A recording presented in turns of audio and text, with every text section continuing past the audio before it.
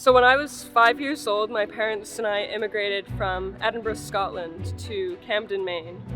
And every morning, with my granny who had come with us, getting lemon poppy seed muffins, and then going to the laundromat up the road, and then shopping for hours at Rennie's, which all Mainers know Rennie's. It's truly a Maine adventure. And those were probably my first real core memories. I can't say that I really can remember much before coming to America.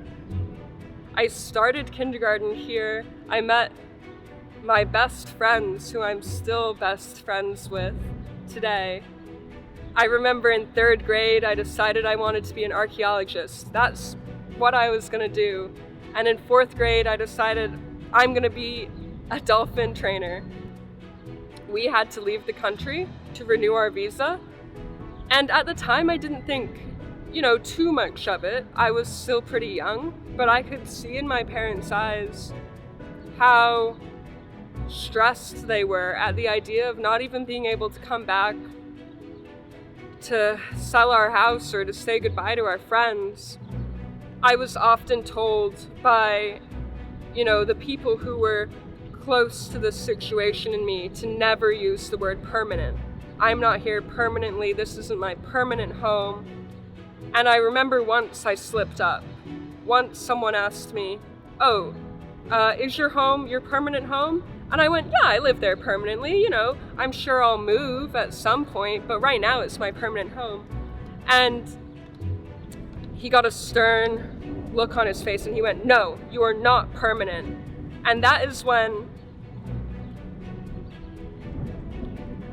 was probably one of the first times that I was kind of shocked into reality of just how fragile our situation is, how one small word like permanent could ruin our chances of even being allowed back in the country that we call home.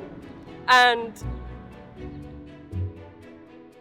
I chose to not talk about my immigration status to really anyone. A lot of people knew, Jade was born in Scotland, but nobody knew that I wasn't a citizen. Nobody knew that I was just here on a visa. I didn't have work authorization. I didn't have a social security number. I couldn't do the things that my peers were doing. I've always considered America my home. And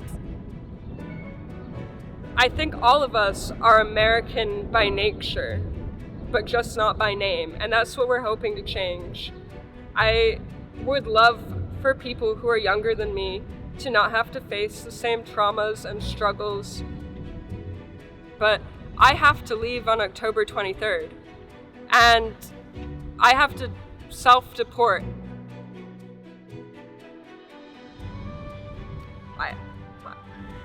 I think that in general, I'm the kind of person who is very much, if there's nothing I can do about it, I shouldn't worry about it.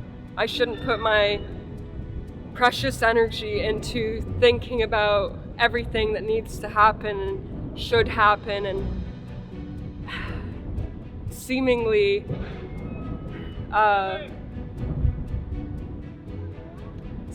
it's too political to happen. With this situation, you can't not worry. I'm so worried.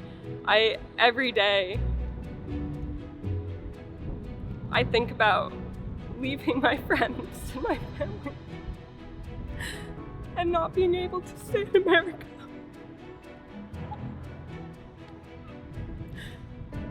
And it really is the only home I've known. I want to use the skills that I've been given here.